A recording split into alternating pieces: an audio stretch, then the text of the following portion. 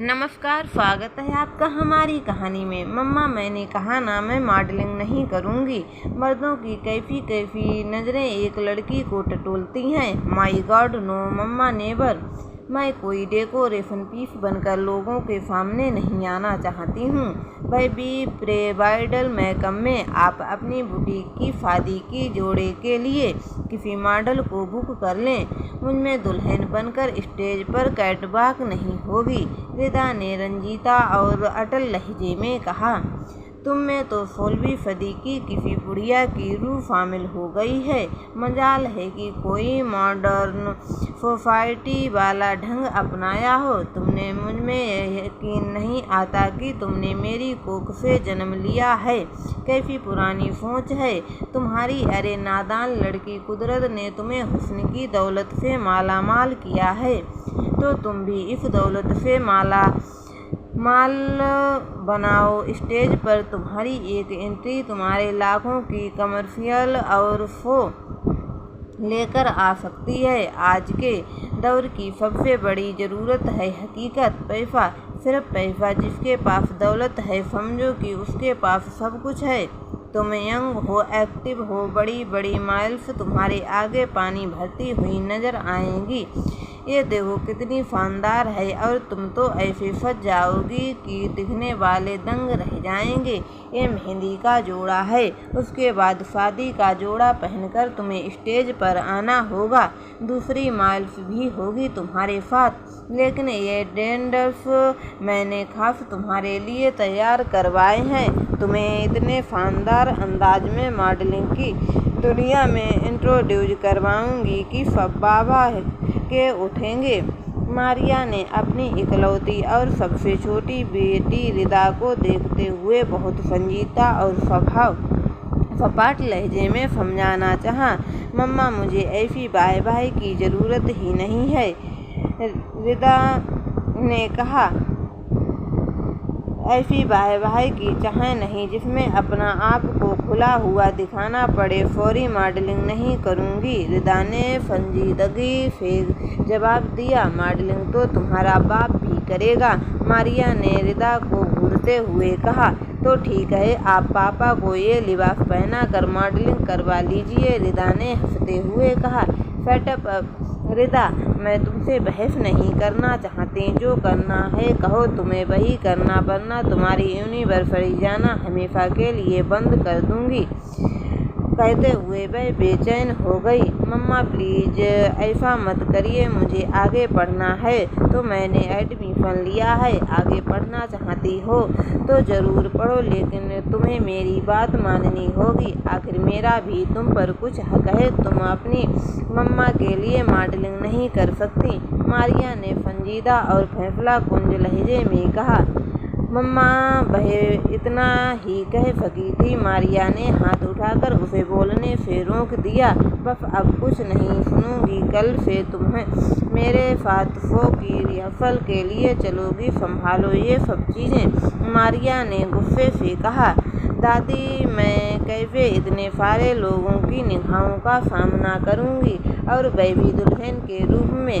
दुल्हन तो एक बार बनना ही अच्छा होता है ना दादी, वह भी असली वाली दुल्हन।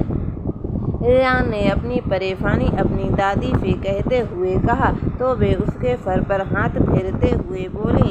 हाँ बच्ची, दुल्हन तो एक ही बनती है, मगर तेरी माँ कौन समझाए। दुल्हन के रूप में करोड़ों लोगों मर्दों के सामने मॉडलिंग करना, मर्दों की भूखी लालची हवस भरी निगाहों की लपेट में आना कितना शर्मनाक और एक तकलीफ दे काम होगा।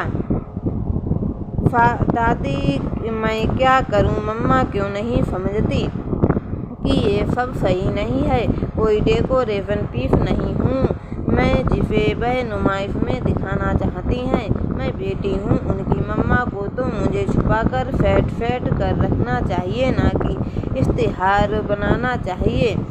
दादी, वह मुझे सजा संभाल कर लोगों के सामने पेश करके उनसे वाह वसूली करना चाहती हैं। अपने कपड़े बेचने के लिए मुझे लिबास दे कीमत करना चाहती हैं। मॉडल गर्ल्स की कोई इज्जत नहीं करता। दादी बस अपने सामने वाह करते हैं। ये कितने फिजूल डैंड्रफ, स्लीवलेस बाजू और ब्लाउज नाम के बराबर है। दुल्हन तो ढकी छुपी प्यारी लगती है ना दादी, ये दुल्हन के जोड़े सब कुछ जाहिर कर देंगे। बेहुदगी और बेपर्दी को मम्मा नए जमाने का फैशन कहती हैं। रिदा कपड़ों को नांगबारी से देखते हुए बोली तो दादी ने फरदाहा भरकर कहा, कहती हो चंदा, दुल्हन तो मुकम्मल ढककर सलीके से सजा संवार कर उसकी खूबसूरती को छुपा कर रखा जाता था हमारे ज़माने में। और दुल्हन का चेहरा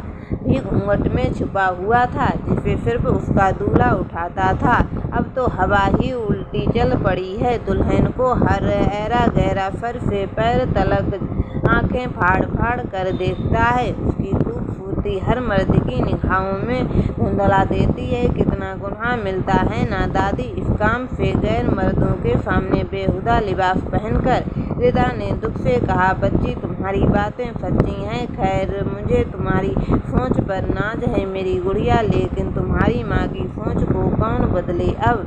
तो इसका मतलब कि मुझे ये गुनाह करना पड़ेगा। दादी, अल्लाह तुझे हर से गुनाह, हर आजमाइश और हर मुश्किल से बचाए रखे मेरी बच्ची। अल्लाह तेरी इज्जत और खूबसूरती की हिफाजत करे।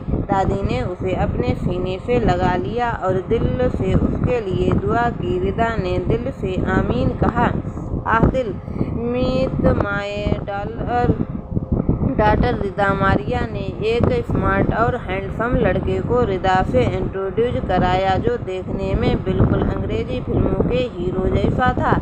आदिल की एज 23 से 5.8, गोरा रंग, डेंडर पर्सनैलिटी, लेकिन हर लड़की देखने पर फिदा हो जाए। हाय बेबी, उसने मुस्कुराते हुए रिदा की तरफ देखा। हाथ मिलाने को हाथ बढ़ाया तो रिदा फटफटा गई। रिदा ने सलाम किया तो आदिल ने आईब्रो चढ़ाकर हैरत का इजहार किया, जबकि मारिया ने खुद रिदा का हाथ पकड़कर आगे करा दिया, जिसे आदिल ने बड़ी गर्मजोशी से मिलाया। रिदा के तन बदन में जैसे आग ही लग गई थी। उसने बड़ी मुश्किल से अपना हाथ उससे छुड़ाया। इस वक्त उसे सही मायने में अपनी माँ पर गुस्सा आया, जो गैर मर्द से अपनी बेटी को इस तरह इंट्रोड्यूस करा कर खुश हो रही थी। उस शख्स की गहरी और तेज निगाहें उसके जिस्म को चुभ रही थीं। रिदा को मारिया की बात माननी पड़ी थी और वह मॉडलिंग की रिहर्सल के लिए उसके साथ स्टूडियो आई हुई थी। मिसेज जावेद, अपनी बेटी को तो मैं अच्छी तरह से जानता हूँ, भला ये भी किसी इंट्रोडक्शन की मोहताज है, आदिल ने मुस्कुराते हुए कहा। तो रिदा इस शख्स के सफेद झूठ पर हैरान रह गई। रेली, तुम दोनों एक दूसरे को पहले से जानते हो क्या? रिदा, डार्लिंग, तुमने पहले बताया ही नहीं कि तुम्हारा कोई बॉयफ्रेंड भी है। वैसे मुझे तुम्हारी चॉइस पर प्राउड है। मारिया खुशी से मुस्कुराते हुए रिदा के हैरत भरे चेहरे को देखते हुए बोली। वह बड़ी मुश्किल से अपनी सफाई देने को बोली।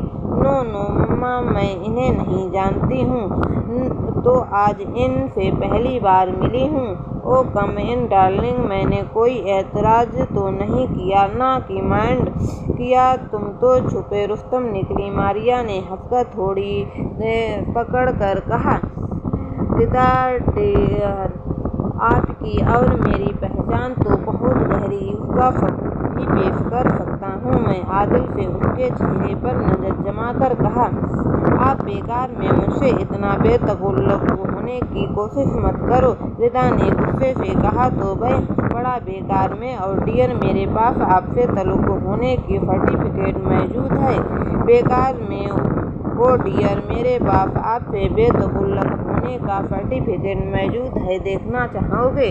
तुम दोनों किस बहस में उलझ रहे हो? और रिहर्सल शुरू करें। मारिया, जो अपने माइंड बल पर किसी से बात करने में मगन हो रही थी, उन दोनों की तरफ मुड़कर कहा तो रिदा तेजी से आगे बढ़ गई। आदिल की नज़रें उसका पीछा बहुत देर तक करती रहीं और रिदा उसकी इतनी ज़्यादा बेतकल्लुफ़ी से परेशान और हैरान होकर बोली, बहुत जल्द तुम्हारी किस्मत बदलने वाली है रिदा जावेद खान, आदिल ने अपने मन में कहा और वहाँ से चला गया। आदिल के जाने के बाद उसकी जान में जान आई थी। रिदा को यहाँ का माहौल पसंद नहीं आया था। लड़की लड़के आपस में यूं बेखबर होकर बातें कर रहे थे जैसे उनके बीच कोई कानूनी पाबंदी या पर्दा ही ना हो। रिदा ने दुल्हन के जोड़े देख लिए थे और स्टेज पर कैटवॉक की रिहर्सल भी कर ली थी। वापसी पर वह मायूस थी जबकि मारिया बहुत खुशगवार मूड में थी। ड्राइवर गाड़ी चला रहा था और रिदा गाड़ी की पिछली सीट पर मारिया के बराबर में बैठी थी। रिदा डार्लिंग, मुझे बहुत खुशी हुई ये जानकर कि तुमने भी जिंदगी को एंजॉय करना सीख लिया है, वरना तो तुम्हारी दादी ने तुम्हारे अंदर बूढ़ी रूह घुसा कर रखी थी। आजकल चादर में छुपकर बुर्के में दुबक कर गुजारा नहीं होता, मर्दों के कंधे से कंधा मिलाकर बाहर निकल कर काम करना पड़ता है, अपना काम करवाना पड़ता है। ये है 21वीं सदी है डार्लिंग, मॉडर्न एज है, इसमें 16वीं सदी की रस्म अप्लाई नहीं की जा सकती और तुम्हारी एज तो लाइफ एंजॉय करने की है, ना कि कुछ और। आज से बस मॉडलिंग की तरफ ध्यान दो, फिर देखना कैसी तुम्हारे पीछे लोग दुम हिलाते नजर आएंगे। दौलत शोहरत नाम मकाम सभी तुम्हारे कदमों में पड़े होंगे। मारिया ने संजीदगी से उसे समझाते हुए कहा। वह मायूसी से बोली, मम्मा मैं यूं ही ठीक हूँ, मुझे नहीं चाहिए दौलत शोहर नाम मकाम। तुम अभी 20 बरस की हुई हो, तुम्हें ये बातें समझने के लिए 20 बरस की ज़रूरत है डार्लिंग। खैर छोड़ो इस टॉपिक को, ये बताओ कि तुम और आदिल कब से एक दूसरे को जानते हो। मम्मा सच्ची में उस शख्स से आज पहली बार मिली हूँ, वह तो बहुत यकीन से तुमसे गहरी जान पहचान जता रहा था और सबूत रखने का दावेदार भी बन रहा था। मारिया ने बेटी को खोजती जाजगी नज़रों से देखते हुए कहा। वैसे वो खुद झूठा है, वैसा ही उसका सबूत भी झूठा होगा, रिदा ने चिढ़कर कहा। तो मारिया मुस्कुराते हुए बोली, रिदा डार्लिंग, अगर वह झूठा है तब भी तो मैं चाहती हूँ कि ऐसा सचमुच हो जाए, क्योंकि वह बहुत बड़ा बिजनेसमैन है, मिल ओनर, फैक्ट्री ओनर है, कंपनी के मालिक हैं और उनकी ज़मीनें और बागात भी सोना उगलते हैं। इकलौता बेटा है, वह अपने माँ बाप का यहाँ शहर में अकेला रहता है। हर काम के लिए नौकर मौजूद हैं। मुझे ऐसे ही दामाद की तलाश थी। थैंक्स गॉड कि तुम दोनों पहले से एक दूसरे को जानते हो। और आदिल का अंदाज बता रहा था कि वह तुम्हें पसंद करता है। रिदा डार्लिंग, तुम आदिल को ज़्यादा से ज़्यादा वक्त दो। मम्मा प्लीज़, ये सब मुझसे नहीं होगा। मैं आपकी बेटी हूँ, कोई बिकाऊ माल नहीं हूँ और मैं ये नहीं कर सकती, रिदा ने गुस्से से कहा। तो मारिया उसके गाल पर हाथ रखकर हंसकर बोली, रिदा डार्लिंग, तुम दुनिया में हर चीज़, हर रिश्ता, हर जज्बा फॉर सेल और बिकाऊ माल है, और स्वीट हार्ट में तो तुम्हारी ही बेहतर और आराम से भरा हुआ मुस्तकबिल, फ्यूचर की गर्ज से ये सब चाह रही हूँ। मम्मा, फ्यूचर की किसे खबर है, ना जाने आने वाले कल में मेरे लिए क्या और क्या मालूम है कि जो आप मेरे लिए सोच रही हूँ सब कुछ उसके उलट ही होना लिखा हो। रिदा ने गहरी सांस लेकर संजीदगी से कहा, अल्लाह ना करे ऐसा नहीं सोचते बेबी, तुम देखना मैं तुम्हारी शादी शाम से करूँगी, सारा शहर दंग रह जाएगा। आदिल को बहुत सी औरतें अपना दामाद बनाने के चक्कर में हैं, तुम उसे हाथ से मत निकालने देना। मुझे यकीन है कि वह बहुत जल्द तुम्हें प्रपोज भी करेगा। मारिया ने मुस्कुराते हुए खुशी का ख्याल में गिर कर कहा। तो जवाब में रिदा कुछ बोली नहीं, बस अंदर ही अंदर कुढ़ती रही। रिदा अपने नाम की तरह उजली रोशन और फाप रंगत सूरत और सीरत की मालिक थी। दादी की तरबियत ने उसे मुसलमानी अंदाज में डाल दिया था। वह रोजा नमाज की पाबंद भी, हालांकि उसके मम्मा पापा और दोनों भाई रोजा नमाज से बेखबर थे। रिदा मासूमियत और मोहब्बत से गूंधी हुई एक नरम दिल की लड़की थी। खुदा ने उसे रंग रूप ही ऐसा दिया था कि देखने वाला नजर हटाना भूल जाता। दूध जैसी रंगत में गुलाबियाँ धुंधली सी सब वह हंसती मुस्कुराती थी। बड़ी बड़ी काली आंखें, नुकीली नाक, चमकीली पेशानी, माथा, भरे भरे मुलायम होंठ और शबनमी रुख फारों पर खेलती बाहर घनी जुल्फों का कमाल, मुताबिक कद काट के रखने वाली, खुद को घर से बाहर निकलते हुए हमेशा बड़ी चादर में ढककर निकलती थी। पहली बात तो बाहर जाती ही नहीं, और अगर जरूरत के मुताबिक और मजबूरी में जाना पड़ता तो चेहरा भी नकाब से होता था और दादी को अपने साथ लेकर ही जाती थी। दादी के बगैर वह अकेली थी। दादी उसकी सहेली, राजदार और मसीहा भी थी और उसे प्यार सिर्फ दादी से ही मिला था। मम्मा पापा को अपने बिजनेस और सोशल सर्दियों से ही फुर्सत नहीं मिलती थी। उनसे सिर्फ नाश्ता या डिनर कभी कभार सलाम हुआ था जाती थी। पापा तो दादी का हाल भी कभी कभार पूछा करते थे। दादी ना होती तो रिदा अकेली और तन्हा रह जाती।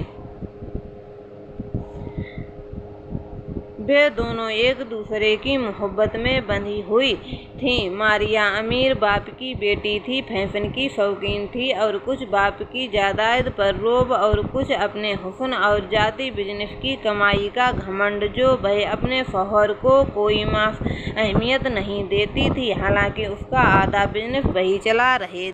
मारिया की ब्यूटी पार्लर और 3 बुटीक थे और वह एक फैशन मैगजीन भी कुछ दिनों से निकाल रही थी। अपनी ब्यूटी सैलून की पब्लिसिटी के लिए वह अपने मैगजीन को उम्दगी से इस्तेमाल कर रही थी और इस बार उन्होंने अपने नए डिजाइन किए हुए दुल्हन के जोड़े की नुमाइश के लिए एक शो का इंतजाम भी किया था और रिदा को भी इस शो में मॉडल की हैसियत से इंट्रोड्यूस करा रही थी। रिदा जो हमेशा ढकी छुपी रहती थी, अब इन सबके सामने बेपर्दा होने जा रही थी। इस गम से वह रात भर सो नहीं सकी थी।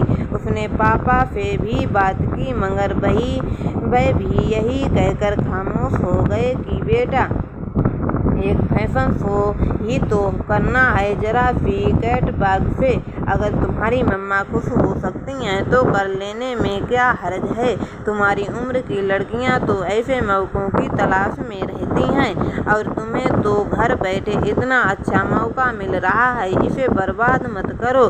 कल के शो की तैयारी करो। और रिदा अपना सा मुँह लेकर रह गई। तो दोस्तों, इस कहानी को हम 2 भाग में लाएंगे। ये कहानी का पहला भाग है। अगर पसंद आया है तो लाइक करें, कमेंट करें और चैनल को सब्सक्राइब करें। धन्यवाद।